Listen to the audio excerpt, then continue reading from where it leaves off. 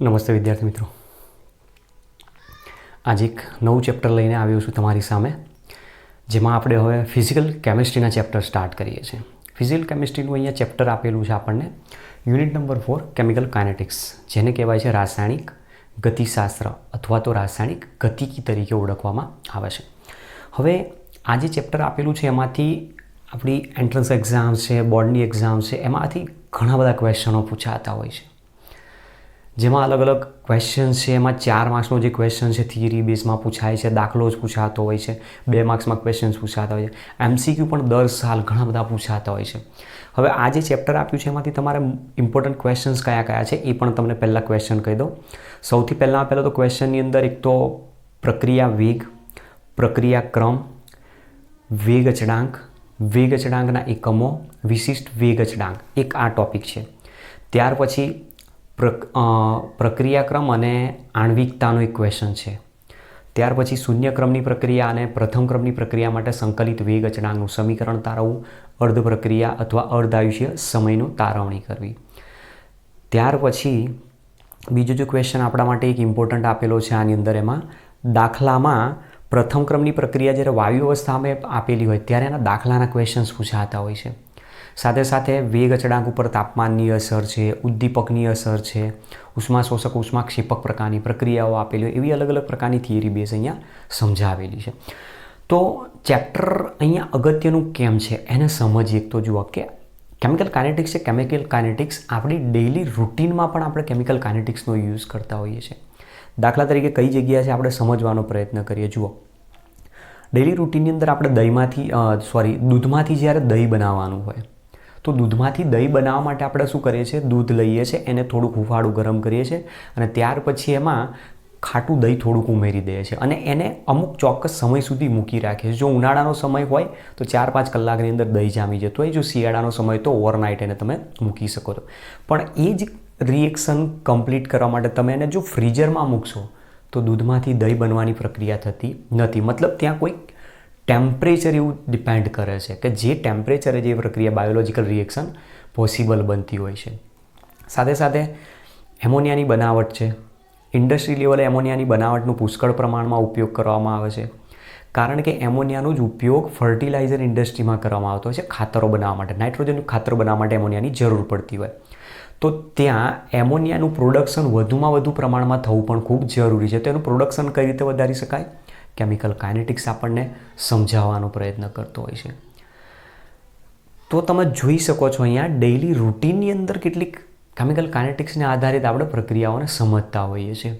હવે chemical kinetics ઉપર જઈએ એના પહેલાં એનું જે ટોપિક છે, મેઇન એનું જે હેડિંગ આપ્યું છે એ શું કહેવા માગે છે. જુઓ, કેમિકલ કાઇનેટિક્સ મતલબ રાસાયણિક ગતિકી અથવા રાસાયણિક ગતિશાસ્ત્ર, જેમાં કાઇનેટિક શબ્દ જે આપેલો છે એ એક પ્રકારે ગ્રીક વર્ડ કાઇનેસિસ પરથી ઉતરી આવેલો છે. કાઇનેસિસનો મતલબ થાય છે મૂવમેન્ટ, જેને આપણે સામાન્ય રીતે હલનચલન કહીએ છીએ. તો અહીંયા કેમિકલ કાઇનેટિક્સ એટલે રસાયણ વિજ્ઞાનની કોઈક એવી શાખા આપેલી છે કે જે રસાયણ વિજ્ઞાનની શાખામાં એની ગતિકી સાથે સંકળાયેલું જે પરિબળ છે, એની ગતિ છે, એના વિશેનો અભ્યાસ કરવામાં આવતો હોય. તો સૌથી પહેલી આપણી જે ડેફિનેશન આવે છે, રાસાયણિક ગતિશાસ્ત્ર એટલે શું અથવા રાસાયણિક ગતિકી કોને કહી શકાય, તો રસાયણ વિજ્ઞાનની જે શાખામાં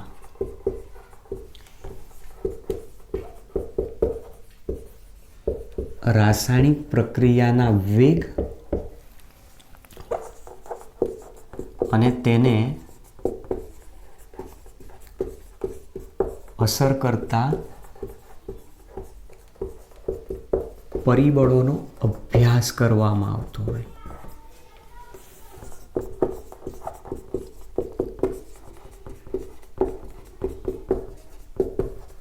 તેને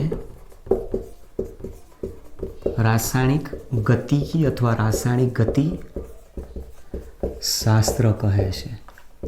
તો આપણું જે ટાઇટલ આપણને આ વસ્તુ સમજાવે છે, જેના પરથી તમને અંદાજ છે કે ચેપ્ટરમાં આપણે શું ભણવાનું. તો ચેપ્ટરમાં આપણે પ્રક્રિયાનો વેગ વિશે ભણવાનું છે અને એના ઉપર અસર કરતા પરિબળો વિશે ભણવાનું છે.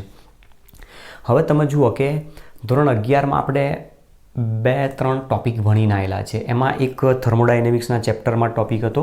થર્મોડાયનેમિક્સમાં આપણે ભણીને આવ્યા હતા ગિબ્સની મુક્ત ઉર્જાનો ફેરફાર ડેલ્ટા જી, એન્ટ્રોપીનો ફેરફાર ડેલ્ટા એસ, અને સંતુલનના ચેપ્ટરમાં આપણે સંતુલન અચળાંક વિશે ભણીને આવેલા છે. તો ત્યાં આપણે ડેલ્ટા જી અને ડેલ્ટા એસ વિશે થર્મોડાયનેમિક્સનો બીજો નિયમ એવું કહે છે કે આપમેળે થતા બધા જ પ્રકરણોમાં પ્રણાલીની મુક્ત ઉર્જા ઘટે છે જ્યારે વિશ્વની એન્ટ્રોપી વધે છે.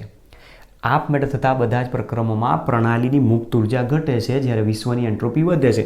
મતલબ ત્યાં delta G is less than 0 અને ડેલ્ટા એસ ગ્રેટર ધેન 0 વિશે આપણે ભણ્યા હતા. જે પ્રક્રિયાઓ કેવી હોય આપમેળે થાય. તો આપણે આ વસ્તુ ત્યાં ભણી ગયા હતા કે જો ડેલ્ટા જી લેસ ધેન 0 હોય મતલબ કે એની વેલ્યુ કેવી હોય, નેગેટિવ હોય, તો પ્રક્રિયા આપમેળે થાય છે. પ્રક્રિયા આપમેળે થશે. જો ડેલ્ટા જી ગ્રેટર ધેન 0 હોય મતલબ કે એની વેલ્યુ પોઝિટિવ આપેલી હોય તો પ્રક્રિયા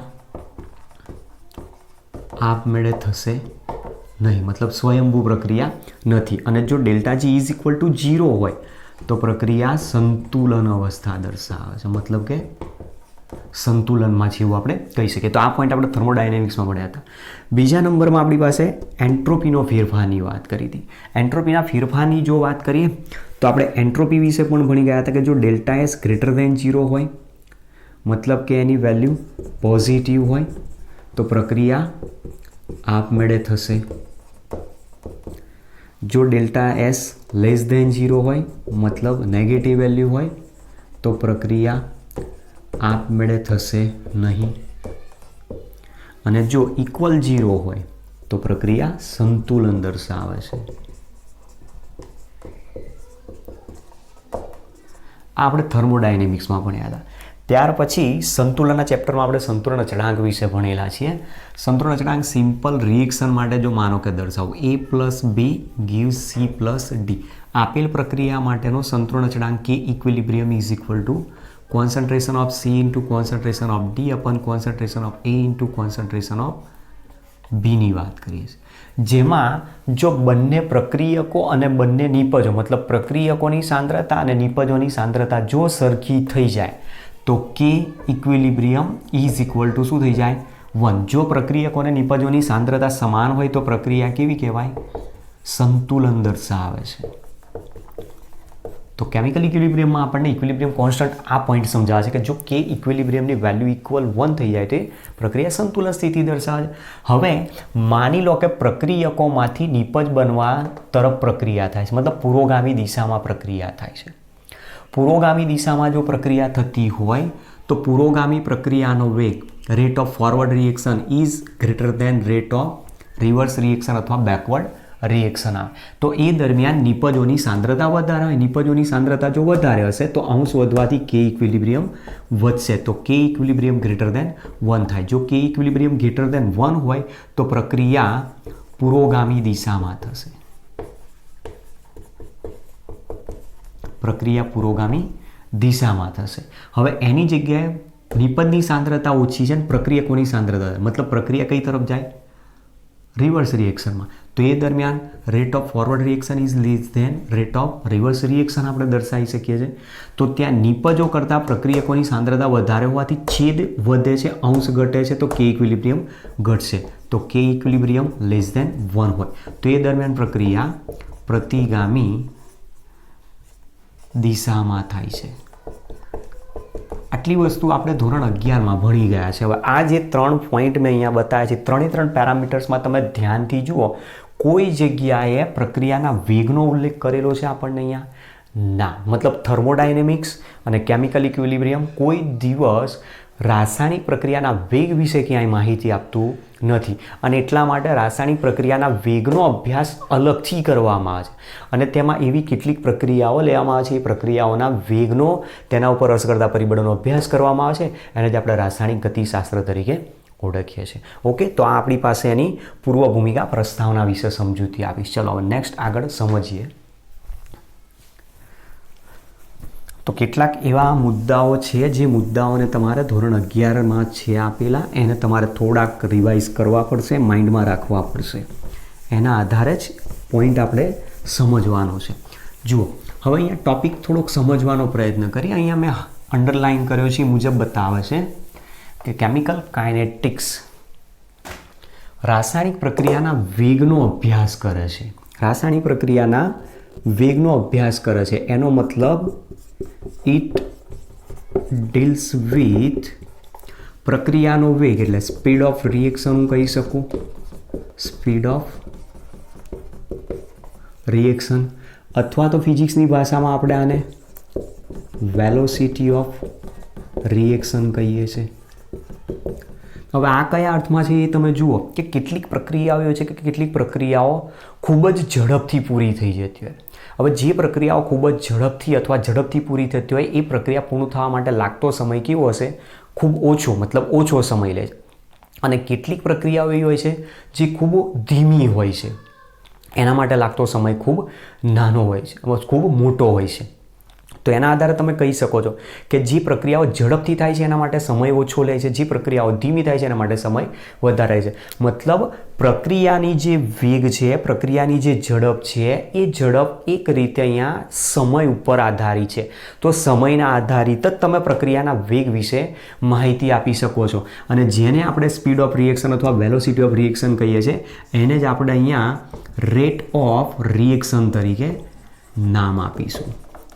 તો કેમિસ્ટ્રીની અંદર આપણે રેટ ઓફ રિએક્શન શબ્દ વાપરીએ છીએ, જ્યારે બાકીના જે બે મોટાભાગે ફિઝિક્સની અંદર યુઝ કરીએ છીએ. તો અહીંયા રાસાયણિક ગતિશાસ્ત્ર પ્રક્રિયાના વેગનો જ્યારે અભ્યાસ કરતો હોય ત્યારે એ સમયને આધારિત પ્રક્રિયાઓ જે દર્શાવી છે એ પ્રક્રિયાઓ વિશેની માહિતી મેળવતો હોય છે.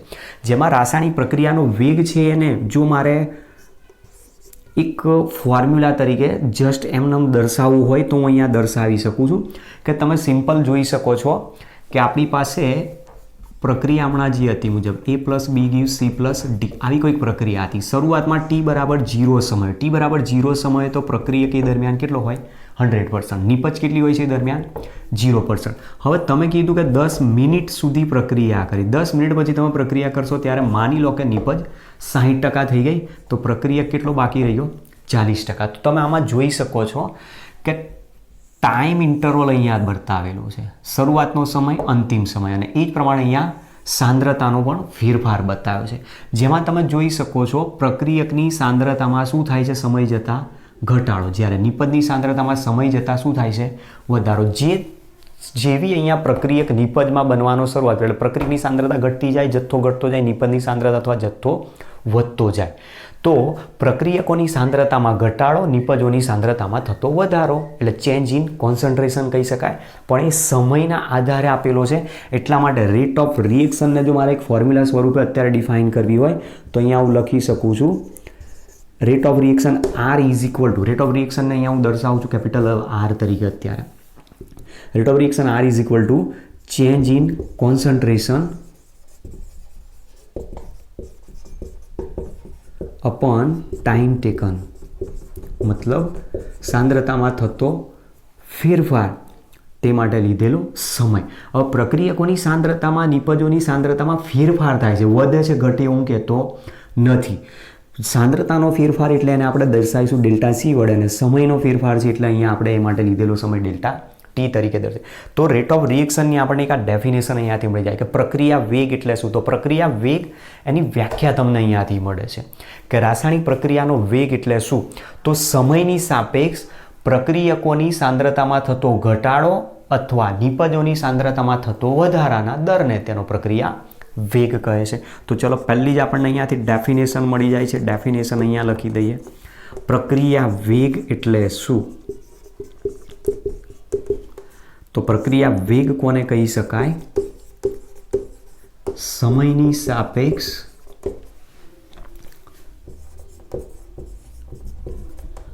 પ્રક્રિયકોની સાંદ્રતામાં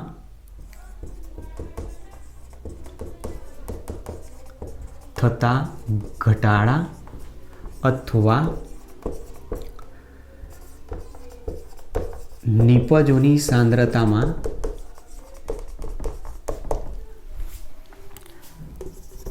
થતા વધારાના દરને તેનો પ્રક્રિયા વેગ કહે છે.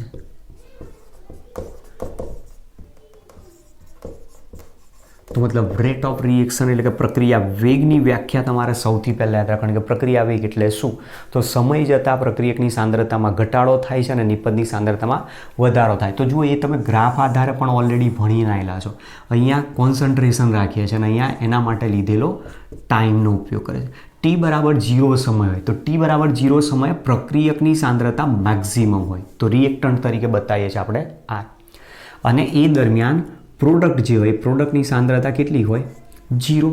હવે જેમ જેમ પ્રક્રિયકમાંથી નિપજ બને એટલે પ્રક્રિયકની સાંદ્રતામાં ઘટાડો થવા મળે અને જેવી નિપજની પ્રક્રિયકની સાંદ્રતા પ્રક્રિયક નિપજમાં બને ત્યારે પ્રક્રિયકની સાંદ્રતામાં ઘટાડો થવા માંડે.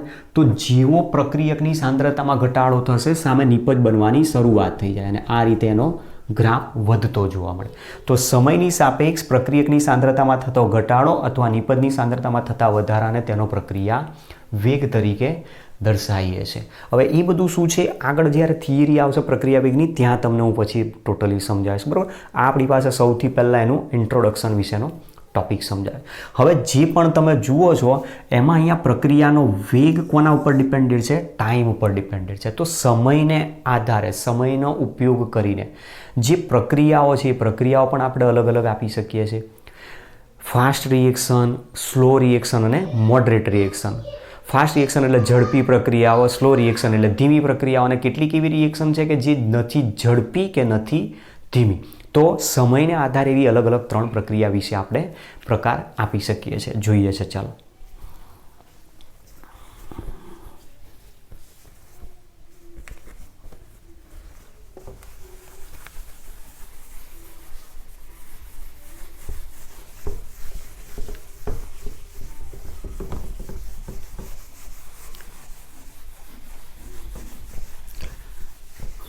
તો 2 વસ્તુ અહીંયા ધ્યાન રાખવાની છે તમારે. એક પ્રક્રિયા વેગ રેટ ઓફ રિએક્શન ડેફિનેશન અને એની જે મેં ફોર્મ્યુલા ડિફાઇન કરી છે R = delta C upon delta T જે વાત કરી છે. ચલો, તો એને હું પહેલાં અહીંયા સાઈડમાં લખી રાખું છું. R rate of reaction R = delta C upon delta T. Delta C એટલે સાંદ્રતાનો ફેરફાર અને ડેલ્ટા ટી એટલે તે માટે લીધેલો સમયનો ફેરફાર દર્શાવેલો છે. ચલો, હવે અહીંયા જોઈએ છે આપણે સમયની સાપેક્ષ પ્રક્રિયાના પ્રકારો. સમયની સાપેક્ષ પ્રક્રિયાના 3 પ્રકાર જોવા મળે. એમાંની એક પ્રક્રિયા એવી છે જે અતિ ઝડપી પ્રક્રિયા છે. અતિ ઝડપી પ્રક્રિયાઓ. બીજી પ્રક્રિયાઓ છે અતિ ધીમી પ્રક્રિયાઓ.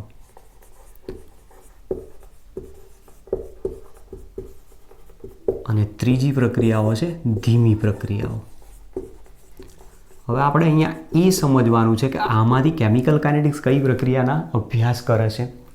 તો એમાં પણ તમે જુઓ, અતિ ઝડપી એટલે પ્રક્રિયાઓને આપણે કહીએ છીએ વેરી ફાસ્ટ રિએક્શન. અતિ ધીમી મતલબ વેરી સ્લો રિએક્શન. અને જે ધીમી પ્રક્રિયા છે એ ધીમી પ્રક્રિયા નથી અતિ ઝડપી કે નથી અતિ ધીમી, બંનેની મધ્યની છે અને એટલા માટે આને મોડરેટ રિએક્શન કહી શકાય. Moderate reaction. તો આપણી પાસે આવી 3 અલગ અલગ પ્રક્રિયાઓ વિશે માહિતી આપે છે. ચલો, સૌથી પહેલાં 1 બાય 1 સમજતા જઈએ. પહેલી આપેલી છે વેરી ફાસ્ટ રિએક્શન, મતલબ અતિ ઝડપી પ્રક્રિયાઓ. પ્રક્રિયા ખૂબ જ ઝડપથી જો થતી હોય તો પ્રક્રિયાનો વેગ વધારે ક્યારે મળી શકે? ડેલ્ટા ટીની વેલ્યુ ઓછી હોય તો. મતલબ જે પ્રક્રિયાઓ ઝડપથી થાય છે એ પ્રક્રિયાઓ માટે પ્રક્રિયા પૂર્ણ થવા માટે લાગતો સમય ખૂબ જ નાનો હોય છે એવું કહી શકાય. તો મતલબ વેરી ફાસ્ટ રિએક્શન હશે તો delta T is very small છે એવું કહી શકું. પ્રક્રિયા પૂર્ણ થવા માટે લાગતો સમય ખૂબ નાનો છે અને એટલે પ્રક્રિયા ઝડપથી પૂરી થાય છે અને એટલા માટે પ્રક્રિયાનો વેગ ઊંચો જોવા મળે. તો મતલબ R rate of reaction very high મળી શકે છે. પ્રક્રિયાનો વેગ ખૂબ ઊંચો જોવા મળી શકે. હવે આવી જે પ્રક્રિયાઓ છે એ પ્રક્રિયાઓ કઈ હોઈ શકે? તો દાખલા તરીકે આયનિક પ્રક્રિયાઓ, બધી જ આયનિક પ્રક્રિયાઓ તમે લઈ શકો છો. આયનિક પ્રક્રિયાઓ છે, તટસ્થીકરણની પ્રક્રિયાઓ છે,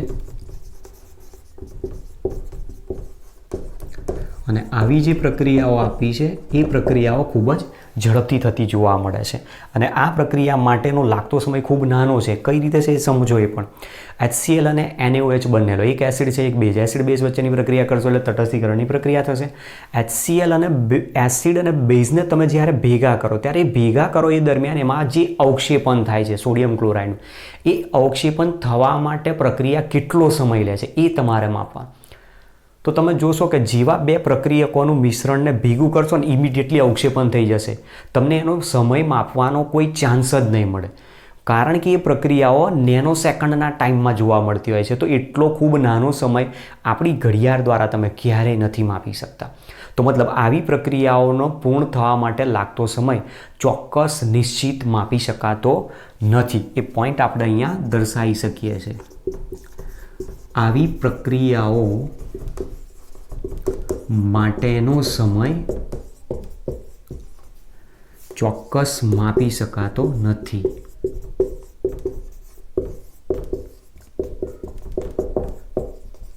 મતલબ it can not be measured accurately, એવું આપણે શબ્દ આના માટે યુઝ કરી શકીએ છીએ. કારણ કે એના માટે તમે જુઓ કે જેવો તમે કોઈક તમારો મિત્ર બે એસિડ અને બેઝના દ્રાવણોને ભેગા કરવાનો પ્રયત્ન કરે, તમે તમારી ઘડિયાળ લઈને તૈયાર જ છો, એ દ્રાવણ જેવું ભેગું કરે ને તરત તમારે ઘડિયાળનું બટન દબાવવાનું હોય છે.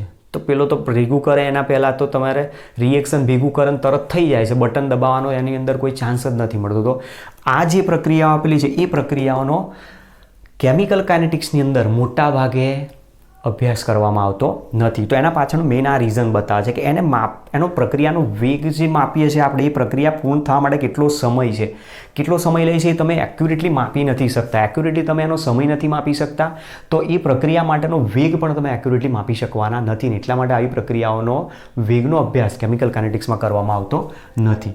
ચલો ત્યાર પછી નંબર 2, વેરી સ્લો રિએક્શન.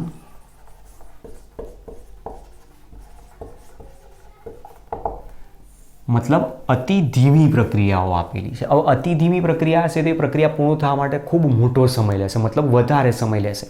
તો જેના આધારે હું કહી શકું છું delta T is very large. તો પ્રક્રિયા પૂર્ણ થવા માટે ઘણો વધારે સમય લે છે એવું આપણે કહી શકીએ છીએ. અને એટલા માટે આરની વેલ્યુ તમને કેવી મળી શકે તમે કહી શકો છો પ્રક્રિયા પૂર્ણ થવા માટે આ બહુ જ સમય લે છે. જો આ સમય વધારે લેતો હોય તો આરની વેલ્યુ ખૂબ નાની થઈ જશે. તો મતલબ પ્રક્રિયાનો વેગ વેરી સ્મોલ મળશે આપણને. તો પ્રક્રિયાનો વેગ જો ઓછો મળશે તો પ્રક્રિયા પૂર્ણ થવા માટે લાગતો સમય મોટો હોવાથી પ્રક્રિયાનો વેગ જો નાનો મળતો હોય તો પ્રક્રિયાની ઝડપ બહુ ઓછી મળશે. તો પ્રક્રિયા ખૂબ જ ધીમી ગતિએ થતી જોવા મળે છે. દાખલા તરીકે એનું જો ઉદાહરણ લેવું હોય તો યુરેનિયમનો ક્ષય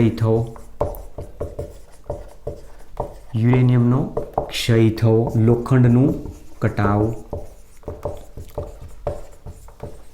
વગેરે આવી જે પ્રક્રિયા આપેલી છે એનો સમય તમારે નોંધવાનો છે. હવે જે લોખંડનો કાટ લાગવાની જે પ્રક્રિયા છે એ લોખંડના કાટ લાગવાની પ્રક્રિયાનો તમારે ટાઈમ નોંધવાનો છે. બરાબર, અગાસી ઉપર જતા રહો, ખુલ્લા વાતાવરણમાં બેસી જાઓ, લોખંડનો ટુકડો મૂકી દો અને એક સ્ટોપવોચ અથવા તમારી ઘડિયાળનો યુઝ કરો, તમારે જે યુઝ કર્યું એ ટાઈમ આપવા માટે. અને લોખંડનો કાટ લાગવા માટે કેટલો સમય લાગે છે તમે પોતે નોંધવાનો પ્રયત્ન કરો. પરિસ્થિતિ એવી આવી જશે કે ત્યાં વાતાવરણની અંદર લોખંડનો કાટ લાગશે એના પહેલાં તો વાતાવરણમાં રહેલો જે સૂર્યપ્રકાશ છે એ આપણું કાટ કાઢી નાખશે. મતલબ રસ્ટિંગ ઓફ આયરનની જગ્યાએ આપણું રસ્ટિંગ કરી નાખે છે. તો એ દરમિયાન આપણે અંદાજે જ કહી શકીએ છીએ કે અંદાજે આટલો સમય લાગશે, આટલા દિવસ લાગશે અને કાટ લાગતો અટકા, પણ તમે ચોક્કસ નિશ્ચિત કહી શકતા નથી. તો આવી પ્રક્રિયાઓનો પણ પ્રક્રિયા પૂર્ણ થવા માટે લાગતો સમય એક્યુરેટલી માપી શકાતો નથી. તો આમાં પણ આપણે નોંધ કરી શકીએ છીએ આવી પ્રક્રિયાઓ પૂર્ણ થવા લાગતો સમય ચોક્કસ માપી શકાતો નથી. ત્યાર પછી આપેલી છે પ્રક્રિયા નંબર 3 જેને આપણે કહીએ છીએ મોડરેટ રિએક્શન.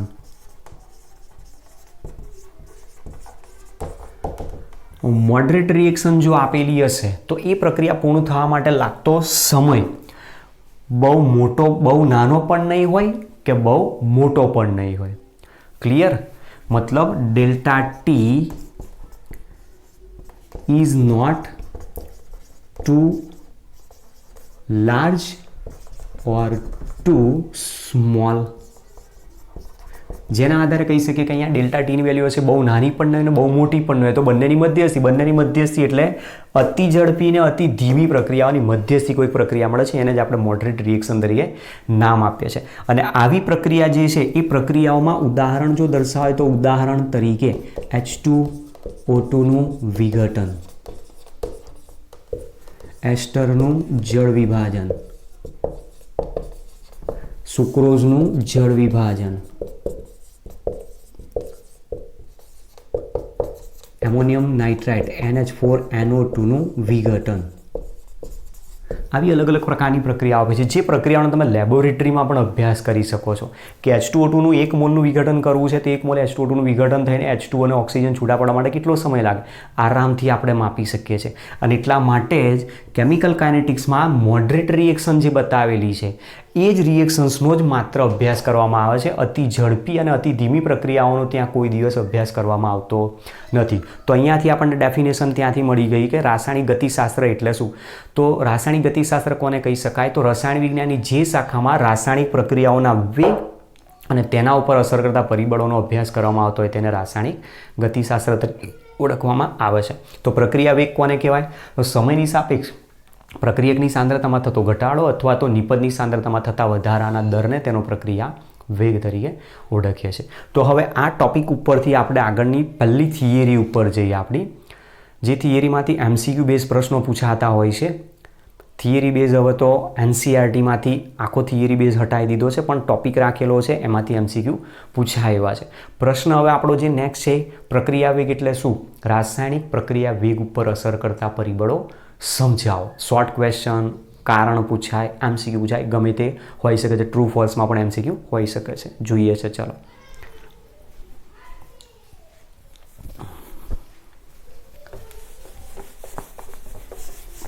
તો તમે જોઈ શકો છો થિયરી બેઝ કન્સેપ્ટ જે આપેલા છે ક્યાંક ને ક્યાંક આપણે આનો અનુભવ કરી ચૂક્યા છીએ, પણ ક્યાં અનુભવ કર્યો છે, એમાં સાયન્સ આપણું શું દર્શાવે છે, કેમિસ્ટ્રી ત્યાં યુઝ થાય છે કે નહીં, એ બધું આપણને હવે ભણ્યા પછી ખબર પડે છે. બાકી તમે બહાર જઈને કોકને કહો કે લોખંડનું કટાવવું એ કેમિકલ કાઇનેટિક્સ છે કે નથી, એને બિચારાને કશું ખબર ના પડે. લોખંડનું કટાવવું એ તમે કહેવા જાઓ કે લોખંડનું કટાવવા માટે લાગતો સમય આટલો છે, હું શોધી શકું, ના શોધી શકાય, એ બધું અમુક વખતે કેવું પેલું ગાંડા માણસને આપણે સમજાવતા હોય ને એવું થઈ જાય. ચલો ટોપિકને સમજવાનો પ્રયત્ન કરીએ આગળનો. તો નેક્સ્ટ ટોપિક છે ક્વેશ્ચન અહીંયા પહેલાં તો લખી દઉં છું.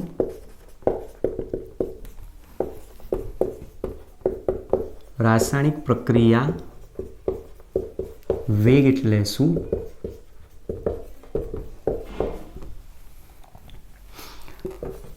રાસાયણિક પ્રક્રિયા વેગને અસર કરતા પરિબળો જણાવી તેની સમજૂતી આપો. બરોબર. NCERTની બોર્ડની એક્ઝામમાં ક્વેશ્ચન આ નીકળી ગયેલો છે એટલે ધ્યાન રાખજો. ક્વેશ્ચન આખો નહીં પૂછાય, પણ પ્રશ્ન આપણો આ યાદ રાખવાનો છે પરિબળો. કેમ? MCQ સોલ્વ કરવા માટે સમજાવું છું. જુઓ ચલો, પહેલી તો ડેફિનેશન આપણી ઓલરેડી આવી ગઈ છે. રાસાયણિક પ્રક્રિયા વેગ એટલે શું? તો રાસાયણિક પ્રક્રિયા વેગ કોને કહી શકીએ? તો આપણે કીધું કે સમયની સાપેક્ષ પ્રક્રિયકની સાંદ્રતામાં થતો ઘટાડો અથવા નિપજની સાંદ્રતામાં થતા વધારાને તેનો રાસાયણિક પ્રક્રિયા વેગ તરીકે ઓળખવામાં આવે છે. હવે આપણો જે પોઈન્ટ છે એની અંદર રાસાયણિક પ્રક્રિયા વેગને અસર કરતા પરિબળો સમજવાના છે. તો રાસાયણિક પ્રક્રિયા વેગને અસર કરતા પરિબળો. હવે રાસાયણિક પ્રક્રિયા વેગને અસર કરતા પરિબળો એવા કયા કયા છે તો જોઈએ આને સમજતા જઈએ. પછી પહેલું પરિબળ છે પદાર્થની અવસ્થા.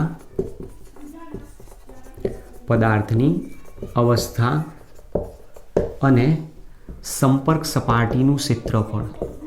સંપર્ક સપાટીનું ક્ષેત્રફળ. નંબર 2 દ્રાવણની સાંદ્રતા. દ્રાવણની સાંદ્રતા. નંબર 3 પ્રણાલીનું તાપમાન. નંબર 4 પ્રણાલીનું દબાણ. નંબર 5 ઉદ્દીપકની અસર. નંબર 6 પ્રકાશની તીવ્રતા.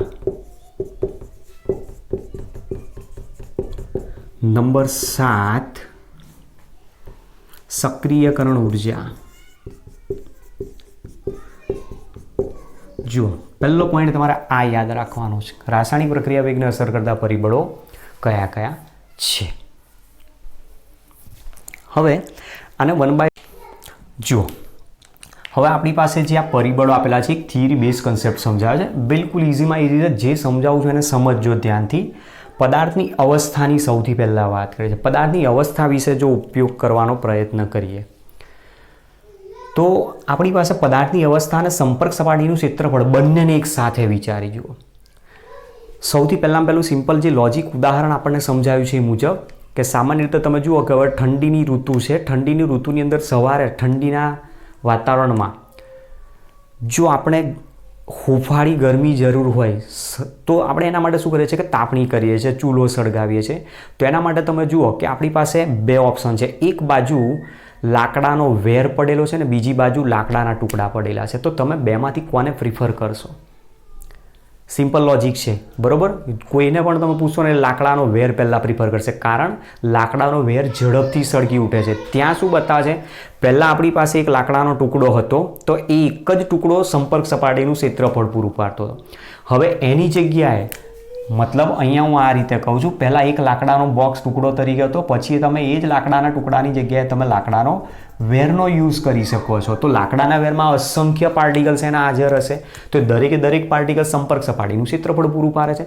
જેના કારણે તમે કહી શકો છો કે અહીંયા સંપર્ક સપાટીનું ક્ષેત્રફળ ઓછું છે, અહીંયા સંપર્ક સપાટીનું ક્ષેત્રફળ વધારે છે. તો જેમ પદાર્થની સંપર્ક સપાટીનું ક્ષેત્રફળ વધુ તેમ એની પ્રક્રિયાનો વેગ પણ વધારે કહી શકાય. તો આ તમારે પોઈન્ટ યાદ રાખવાનો કે લાકડાના ટુકડા કરતાં લાકડાનો વેર ઝડપથી સળગી ઉઠે છે. એનું કારણ એ કે લાકડાના ટુકડા કરતાં લાકડાના વેરમાં અસંખ્ય પાર્ટિકલ્સની સંપર્ક સપાટીનું ક્ષેત્રફળ હોવાથી એમાં સંપર્ક સપાટીનું ક્ષેત્રફળ વધુ જોવા મળે. બીજું ઉદાહરણ આની અંદર સમજીએ આપણે કે મોટાભાગે આપણે તમે જુઓ કે ઓર્ગેનિક રિએક્શન્સ થતી હોય, ઇનઓર્ગેનિક રિએક્શન થતી હોય તેની અંદર ચારકોલનો યુઝ કરતા હોય. એક્ટિવેટેડ ચારકોલ કહે છે, એન્થ્રેસાઇટ કોલસો જે હોય છે. હવે એ જે એક્ટિવેટેડ ચારકોલ છે, એક્ટિવેટેડ ચારકોલ શું છે સરફેસ કેમિસ્ટ્રીમાં સમજાવીશ. તો એક્ટિવેટેડ ચારકોલનો એક જગ્યાએ માનો કે મારો ઉદ્દીપક તરીકે ઉપયોગ કરો તો હું ટુકડા તરીકે એક આખો ટુકડો લઈ લઉં ઘન અવસ્થામાં અને બીજામાં હું એનો પાવડર ફોર્મમાં લઉં. જ્યાં તમે જોશો કે પ્રક્રિયા ક્યાં ઝડપથી જોવા મળશે, જ્યાં પાવડર ફોર્મમાં લીધેલો હશે ત્યાં પ્રક્રિયા ઝડપી જોવા મળે. ત્રીજું ઉદાહરણ તમને એકદમ ઇઝીલી સમજાવું છું. જુઓ, દાખલા તરીકે સામાન્ય રીતે તમે જુઓ કે આપણે જ્યારે શરીરની અંદર બીમાર પડીએ છીએ, બીમારી થાય છે, તો બીમાર પડીએ ત્યારે આપણે ડૉક્ટર પાસે જઈએ છીએ, ડાયગ્નોસિસ કરાવીએ છીએ, ટ્રીટમેન્ટ કરાવીએ છીએ. ડૉક્ટર આપણને કેટલીક દવાઓ આપે છે. એ દવાઓમાં પણ તમે જુઓ કે શરીર આપણું જ્યારે એકદમ વીક થઈ જતું હોય તો ડૉક્ટર શું કરે છે, પહેલાં જ ઇન્જેક્ટેડ ડ્રગ્સ યુઝ કરતો હોય, ઇન્જેક્શન આપે છે, બોટલ ચડાવે છે, જરૂર પડે તો ટેબ્લેટ આપે છે. ખ્યાલ આવે છે હવે? તો એના ઉપરથી તમે જુઓ કે ઇન્જેક્ટેડ જે ડ્રગ્સ છે એ લિક્વિડ ફોર્મમાં છે. લિક્વિડ ફોર્મમાં હોવાથી ત્યાં સંપર્ક સપાટીનું ક્ષેત્રફળ વધારે હોય અને એટલા માટે ઝડપથી અસર કરતું હોય. જ્યારે પેલી ટેબ્લેટ છે, ટેબ્લેટ ફોર્મ આપણા શરીરમાં જાય પછી એની અસર બતાવે. એનું જ ઉદાહરણ મોટાભાગે અત્યારે કરન્ટલી જે તમે જુઓ ટીવી ઉપર મોટાભાગે આ જોવા મળતું હોય ઈનો. ઈનો શું છે, પાવડર ફોર્મમાં જ જોવા મળે છે. પુદીનહરા શું છે, ટેબ્લેટ ફોર્મમાં છે. પુદીનહરા જે છે એ એસિડિટી માટે જ યુઝ થાય છે. તો એ લઈએ છીએ ત્યારે થોડોક સમય લાગે છે આપણા શરીરમાં જાય, એ ઓગળે પછી એની રિએક્શન ચાલુ કરે. જ્યારે પેલું શું છે, ઓલરેડી પાવડર ફોર્મમાં છે, પાણીમાં તમે ઓગાળી દો 6 સેકન્ડની અંદર 10 સેકન્ડની અંદર તેની ઇફેક્ટ બતાવવાની શરૂઆત કરી દે છે. તો એ જ વસ્તુ સમજાવે છે આપણને કે જેમ પદાર્થની સંપર્ક સપાટીનું ક્ષેત્રફળ વધારે તેમ રાસાયણિક પ્રક્રિયાનો વેગ વધુ જોવા મળે છે. બીજા નંબરમાં છે દ્રાવણની સાંદ્રતા. કોઈ પણ રાસાયણિક પ્રક્રિયા જ્યારે કરવામાં આવતી હોય ત્યારે પ્રક્રિયકોમાંથી નિપજ બનવાની પ્રક્રિયાનો આપણા માટે સૌથી પહેલો ઇન્ટેન્સ હોય. નિપજ વધુ પ્રમાણમાં બનવી જોઈએ. તો નિપજ વધુ પ્રમાણમાં બનાવવા માટે શું કરવું પડે? માટે પ્રક્રિયકનો જથ્થો વધારવો પડે. પ્રક્રિયકનો જથ્થો વધારવો પડે મતલબ પ્રક્રિયકની સાંદ્રતા વધારવી પડે. તો જો પ્રક્રિયકની સાંદ્રતા હું વધારીશ તો પ્રક્રિયા પુરોગામી દિશામાં વધારે જશે. કારણ લસ-એટેલરનો સિદ્ધાંત એવું કહે છે કે પ્રક્રિયા સંતુલન પ્રાપ્ત કરવા માટે હંમેશા કાં તો પુરોગામી દિશામાં કાં તો પ્રતિગામી દિશામાં જાય. જો પુરોગામી દિશામાં પ્રક્રિયાને લઈ જવી હોય તો પ્રક્રિયકની સાંદ્રતા વધારવી પડે, અને જો પ્રક્રિયક કરતાં નિપજની સાંદ્રતા વધી જાય તો એ પ્રક્રિયા નિપજથી પ્રક્રિયક તરફ પુરોગામીની જગ્યાએ પ્રતિગામી દિશામાં જાય તો નિપજનું પ્રમાણ ત્યાં ઘટે. તો નિપજનું પ્રમાણ વધારે લાવવા માટે ઇન્ડસ્ટ્રીમાં લસ-એટેલરના સિદ્ધાંત મુજબ હંમેશા દ્રાવણની અંદર પ્રક્રિયકોની સાંદ્રતામાં વધારો કરવાથી જ પ્રક્રિયકોનો જથ્થો વધારે પ્રમાણમાં મેળવી શકાય છે. ત્યાર પછી એક આ પોઈન્ટ અહીંયા જોઈ શકીએ છીએ, પ્રણાલીનું દબાણ, સાંદ્રતા અને દબાણ. દ્રાવણની સાંદ્રતા પ્રવાહી અવસ્થામાં હોય, દબાણ એની વાયુ અવસ્થામાં જોવા મળે. એમોનિયા બનાવવા માટેની હેબર પદ્ધતિ છે. એમોનિયા બનાવવા માટેની હેબર પદ્ધતિ જે છે એ આપણી પાસે N2 gas plus H2 gas gives NH3. તો આને 2 મોલ કરી દો, આને 3 મોલ કરી દો. આ રીતની આખી એક પ્રક્રિયા આપી, જેની અંદર તમે જોઈ શકો છો કે પ્રક્રિયા બંધ પાત્રમાં થતી હોય તો વાયુરૂપ પ્રક્રિયકો આપેલા છે. એ વાયુરૂપ પ્રક્રિયકોનું જો હું પ્રેશર વધારી દઉં, દબાણ એનું વધારી દઉં, દબાણ વધારવા શું કરવાનું છે?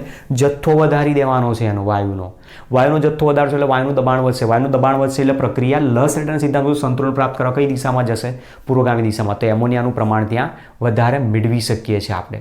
અને એમાં પણ જે સસ્તો છે, ઇઝીલી અવેલેબલ છે એવા હાઇડ્રોજનનું તમે પ્રમાણ વધારી દો, હાઇડ્રોજનનું દબાણ તમે વધારી દો એટલે એમોનિયાનું પ્રોડક્શન આપોઆપ ત્યાં વધતું જાય. કારણ તમે 1 મોલ નાઇટ્રોજન છે, 3 મોલ હાઇડ્રોજન છે, 3ની જગ્યાએ તમે અહીંયા ડબલ કરી દો હાઇડ્રોજન, તો તમારે નાઇટ્રોજન પણ ડબલ કરવા પડશે. એટલે ઓટોમેટિક તમે અહીંયા પ્રક્રિયકોનું દબાણ વધારવાનો પ્રયત્ન કરો છો. તો પદાર્થની અવસ્થા, સંપ્રેષણ ક્ષેત્ર પર દ્રાવણની સાંદ્રતા અને પ્રણાલીનું દબાણનો પોઈન્ટ. ચલો ત્યાર પછી આપેલું છે પ્રણાલીનું તાપમાન. પ્રણાલીના તાપમાનના આધારે પ્રક્રિયા આપણી પાસે 2 પ્રકારની છે. એક ઉષ્મા શોષક અને બીજી ઉષ્મા ક્ષેપક. 2 પ્રકારની આવી આપણને પ્રક્રિયા જોવા મળે. જેમાં ઉષ્મા શોષક પ્રક્રિયા હોય તો ડેલ્ટા H પોઝિટિવ આવે, શોષણ થાય છે, અને જો ઉષ્મા ક્ષેપક હોય તો ડેલ્ટા H નેગેટિવ આપણને જોવા મળતો હોય છે. એમાં સિમ્પલ લોજિક સમજો. દાખલા તરીકે આપણી પાસે A+B પ્રક્રિયક આપ્યા છે અને એમાંથી કોઈક નિપજ બને છે. હવે આવી કોઈક પ્રક્રિયા આપેલી છે અત્યારે જે બંધ પાત્રમાં થાય છે. જો આ પ્રક્રિયા પ્રણાલીનું હું બહારથી તાપમાન વધારવાનો પ્રયત્ન કરું તો ત્યાં ઘટના શું બને? તાપમાન કોણ મેળવશે? પ્રક્રિયકોના અણુઓ. પ્રક્રિયકોના અણુઓનું તાપમાન મળવાના કારણે એની ગતિ ઉર્જામાં વધારો થાય. ગતિ ઉર્જામાં વધારો થશે તો પ્રક્રિયા ઝડપથી થશે. પ્રક્રિયા ઝડપથી થશે તો નિપજ તરફ વધુ ઝડપથી જોવા મળે. તો જો આની અંદર પ્રક્રિયામાં તાપમાન બહારથી આપવામાં આવે તો એ પ્રક્રિયા ઉષ્મા શોષક છે. તો મતલબ ઉષ્મા શોષક પ્રકારની પ્રક્રિયાઓમાં તાપમાનનો વધારો અનુકૂળ છે એવું આપણે કહી શકીએ છીએ. સિમ્પલ લોજિક છે આનું પણ જુઓ. આપણે ખાંડ છે, ખાંડને પાણીમાં ઓગાળવી છે. તો ખાંડને પાણીમાં ઓગાળવા માટે તમે 2 ટ્રીક યુઝ કરી શકો છો. એક ફ્રીઝરમાંથી ચિલ્ડ વોટર લઈ આવો અને બીજું એક માટલાનું સાદું પાણી રાખો. બંને એક સરખી ક્વોન્ટિટીમાં લો, બંનેમાં એક સરખી ક્વોન્ટિટીમાં ખાંડ નાખો, બંનેને એક સાથે ઓગાળતા જાઓ. કોણ ઝડપથી ઓગળશે? જે સાદું પાણી હશે એમાં. કારણ કે ફ્રીજનું પાણીમાં ખાંડ ઓગળતા વાર લાગશે કારણ ત્યાં ટેમ્પરેચર નીચું છે. પણ જો એ પાણીને તમે ગરમ કરી નાખશો એકદમ જલ્દી ઓગળી જશે. તો પ્રક્રિયામાં તાપમાન વધારાવાના કારણે પ્રક્રિયાનો વેગ વધતો જાય છે એવું આપણે કહી શકીએ. પણ મોટા ભાગની ઉષ્મા શોષક પ્રક્રિયાઓમાં તાપમાનના વધારા સાથે રાસાયણિક પ્રક્રિયાનો વેગ વધે. પણ માની લો કે આ જ પ્રક્રિયાની અંદર અહીંયા કેટલીક હીટ લિબરેટ થતી હોત, ઉષ્મા ઉદ્ભવતી હોત, તો એક પ્રકારનું તાપમાન જ છે. તો આ પોતે અહીંયા એક પ્રક્રિયક તરીકે ત્યાં કામ કરશે. અને જેવું તમે અહીંયાથી તાપમાન વધારશો એટલે તાપમાન અહીંયા વધારવાનો પ્રયત્ન કરો છો અને અહીંયા તાપમાન ઓલરેડી પહેલેથી જ છે જ. તો શું કરશે? તાપમાનનો વધારો બેલેન્સ કરવા માટે પ્રક્રિયા કઈ દિશામાં જશે? પ્રતિગામી દિશામાં જશે. તો પ્રક્રિયા પ્રતિગામી દિશામાં જાય તો નિપજનું પ્રમાણ ઘટવા માંડે. તો પ્રક્રિયા જો ઉષ્માક્ષેપક પ્રકારની હોય અને જો એમાં તાપમાનનો વધારો કરવામાં આવે તો એ નિપજનું પ્રમાણ ઘટાડે છે. તો ઉષ્માક્ષેપક પ્રક્રિયાઓ માટે તાપમાનનો ઘટાડો અનુકૂળ છે અહીંયા એવું કહી શકાય.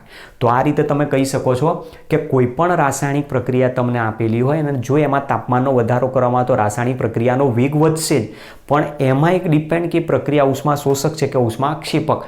જો ઉષ્મા શોષક પ્રકારની પ્રક્રિયા હશે તો હંમેશા તાપમાનના વધારા સાથે પ્રક્રિયાનો વેગ વધશે, પણ જો પ્રક્રિયા ઉષ્માક્ષેપક હશે તો પ્રક્રિયાનો વેગ ત્યાં ઘટશે અથવા તો પછી નિપજનું પ્રમાણ ઘટે છે એવું પણ આપણે ઉલ્લેખ આની અંદર કરી શકીએ છીએ. ચલો, તો આ પોઈન્ટ આપેલો હતો પ્રણાલીનું તાપમાન. ત્યાર પછી છે ઉદ્દીપકની અસર. અહીંયા જે પ્રક્રિયા આપેલી છે એમોનિયા બનાવવા માટેની હેબર પદ્ધતિ, એમાં આપણે Fe ઉદ્દીપકનો ઉપયોગ કરતા હોઈએ છીએ. સામાન્ય કન્ડિશનની અંદર આ જે પ્રક્રિયા આપેલી છે પ્રક્રિયા ધીમી હોય. પ્રક્રિયા ધીમી હોય તો પુરોગામી દિશામાં પ્રક્રિયાનો વેગ ધીમો હોય તો એમોનિયાનું પ્રમાણ ઓછું મળે. તો મારે એમોનિયાનું પ્રમાણ વધારવું છે, શું કરવું પડશે? પુરોગામી પ્રક્રિયાનો વેગ વધારવો પડશે. પુરોગામી પ્રક્રિયાનો વેગ વધારવા માટે મેં શું કર્યું? એમાં ઉદ્દીપકનો ઉપયોગ કર્યો. ઉદ્દીપક શું છે? ઉદ્દીપક કોઈક એવો પદાર્થ છે જે રાસાયણિક પ્રક્રિયામાં ભાગ લે, પ્રક્રિયાના વેગમાં વધારો કરે અથવા ફેરફાર, બીજો એક શબ્દ યુઝ કરું છું, પ્રક્રિયાના વેગમાં વધારો કરે અને નિપજ મળ્યા બાદ પ્રક્રિયાને અંતે મૂળ સ્વરૂપે પાછું મળી જાય. એવી જે ધાતુ છે અહીંયા લીધેલી આપણે, ધાતુ હોય, ધાતુ ઓક્સાઇડ હોઈ શકે છે, ગમે તે, તો એને આપણે ઉદ્દીપક તરીકે નામ આપીએ છીએ. તો ઉદ્દીપક શું કામ કરે છે? રાસાયણિક પ્રક્રિયાના વેગમાં વધારો કરવાનું કામ કરે છે. તો ઉદ્દીપકની હાજરીમાં પ્રક્રિયા ઝડપથી થતી જોવા મળતી હોય છે. ત્યાર પછી પ્રકાશની તીવ્રતાની વાત કરીએ. તાપમાન અને પ્રકાશ બંને એકબીજાના રિલેટેડ કહી શકાય. તો પ્રકાશની તીવ્રતાની વાત કરવી છે તો સામાન્ય રીતે તમે જુઓ કે એક ટોપિક આપણે ભણી ગયા, ક્લોરોફોર્મ. ક્લોરોફોર્મનું વિઘટન અટકાવવા માટે આપણે શું કરવું પડે? એને રંગીન બોટલમાં ભરવી પડે. જો સીધું એના ઉપર સનલાઇટ આપાત થશે તો એ સનલાઇટ એના ઉપર આપાત થવાના કારણે એનું વિઘટન કાર્બોનાઇલ ક્લોરાઇડ એટલે ફોસ્જીનમાં કરી નાખે. પછી આપણે H2O2નું વિઘટનની પ્રક્રિયા ભણી ગયા. H2O2નું વિઘટન થતું અટકાવવા માટે એને પ્લાસ્ટિકની ટેફલોનમાં કોટિંગ્સ ચડાવી, વેક્સનું કોટિંગ ચડાવેલી બોટલમાં એને ભરવામાં આવતી હોય છે. તો એ કોટિંગ્સ એવું છે કે જે સનલાઇટથી એનું પ્રોટેક્શન આપતું હોય તો એનું વિઘટન એ અટકાવવાનું કામ કરે. તો સૂર્યપ્રકાશની હાજરીમાં પ્રક્રિયા ઝડપી બની જાય છે વિઘટનની, અને એ પ્રક્રિયાની ઝડપી વિઘટનની પ્રક્રિયાને ધીમી કરવા માટે જ ત્યાં એનો યુઝ કરવા. તો તમે કહી શકો છો કે જો પ્રકાશની તીવ્રતા હશે તો પ્રકાશની તીવ્રતાની હાજરીમાં પ્રક્રિયા ઝડપથી થાય. દાખલા તરીકે તમે જોઈ શકો છો ફોટોસિન્થેસિસની પ્રક્રિયાઓ છે, પછી સૂર્યપ્રકાશની હાજરીમાં પ્રકાશ સંશ્લેષણની પ્રક્રિયાઓ છે. તો પ્રકાશ સંશ્લેષણની જે પ્રક્રિયા છે, પ્રકાશ સંશ્લેષણની પ્રક્રિયામાં શું છે? સૂર્યપ્રકાશની હાજરીમાં જ વનસ્પતિ પોતાનો ખોરાક બનાવે છે. જો ધીમે ધીમે સૂર્યપ્રકાશ ઓછો થવા માંડે તો વનસ્પતિની ખોરાક બનાવવાની ક્ષમતા ઓછી થઈ જાય. એટલે એ શું કરે છે? રાત્રિ દરમિયાન ખોરાક નથી બનાવતા, શું કરે છે? દિવસ દરમિયાન સૂર્યપ્રકાશની હાજરીમાં ખોરાક બનાવે છે અને ત્યાં એના માટે CO2 યુઝ કરે છે અને ઓક્સિજન લિબરેટ કરતી હોય છે. તો એ પ્રમાણે પ્રકાશની તીવ્રતાની વાત કરેલી છે. પછી આપેલું છે સક્રિયકરણ ઉર્જા. સક્રિયકરણ ઉર્જા શું છે? એ થિયરી આપણે આગળ અલગથી આવશે ત્યારે સમજાય. પણ સક્રિયકરણ ઉર્જા કઈ રીતે કામ કરે છે તો એ પણ તમને સમજાવું છું. સિમ્પલ એક લોજિકલી એના આલેખ ઉપરથી જ તમને સમજાવું છું. આ એક કોઈક પ્રક્રિયા આપેલી છે અને એક આ બીજી કોઈક પ્રક્રિયા આપેલી છે, બરાબર? આ એની પોટેન્શિયલ એનર્જી છે અહીંયા, અને આ રિએક્શન પાથ, પ્રક્રિયા પાથ તરીકે યુઝ કરેલો છે. હવે આ જે પ્રક્રિયા આપેલી છે એમાં તમે જુઓ કે અહીંયા પ્રક્રિયક છે, અહીંયા નિપજ બનતી હોય છે. હવે બે રસ્તા આપણી પાસે છે. અહીંયાથી શરૂ કરીને તમે એક આ માર્ગે અહીંયા જઈ શકો છો, બીજો એક અહીંયાથી શરૂ કરીને તમે આ માર્ગે અહીંયા જઈ શકો છો. બેમાંથી ઇઝીલી આપણે ક્યાં જઈ શકીએ છીએ? જે બીજા નંબરનો આપેલો છે ત્યાંથી. કારણ કે અહીંયાથી નિપજ બનવા સુધીનો જે માર્ગ છે ટૂંકો છે.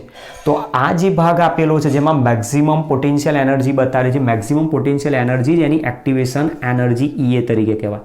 એ જ વસ્તુ અહીંયા પણ છે. તો આ પણ એની પોટેન્શિયલ એનર્જી જ્યાં મેક્સિમમ છે એની એક્ટિવેશન એનર્જી બતાવે. તો તમે જોઈ શકો છો કે આ એની પોટેન્શિયલ એનર્જી, એક્ટિવેશન એનર્જીનો તમે ગ્રાફ જોઈ શકો છો. આને હું EA ડેશ કહી દઉં અથવા આને હું EA કહી દઉં, આને EA ડેશ. તો અહીંયા કહી શકીએ છીએ EA is greater than EA dash બતાવેલો છે. જેના આધારે તમે કહી શકો કે આ જે પ્રક્રિયા છે ઝડપથી પૂર્ણ થાય છે. મતલબ EA ડેશ જ્યાં ઓછો છે પ્રક્રિયા ઝડપથી થાય. તો અહીંયા જે રાસાયણિક પ્રક્રિયાઓમાં સક્રિયકરણ ઉર્જાનું મૂલ્ય કેવું હોય?